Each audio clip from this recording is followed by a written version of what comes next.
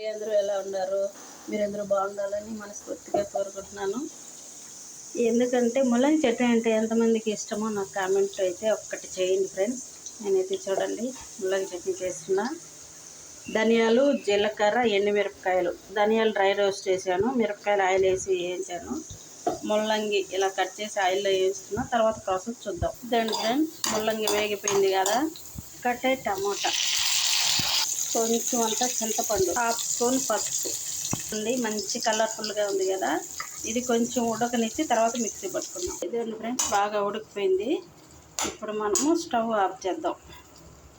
కొంచెం ఇది చల్లారుతుంది, అంతలోకి ఇది మిక్సీ వేసి ఉప్పు, కొంచెం పొట్టు దీని తెల్లగడ్డ మూత పట్టి మిక్సీ పట్టుకున్నాం. ఇదండి ఇలా బరగ్గా అయింది. టమాటో చింతపండు వేసేసుకోండి. కొంచెం అంత నీళ్ళు వేసుకొని మళ్ళీ పట్టుకుందాం.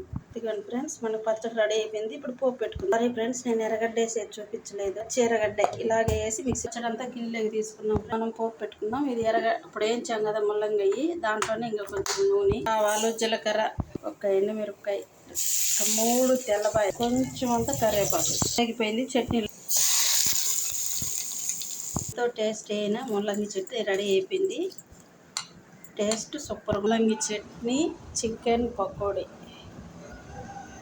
Super taste friends. మీరు తినేసి నాకు కామెంట్లో చెప్పండి ఎలా ఉంది ఏంటి అని. చూడండి,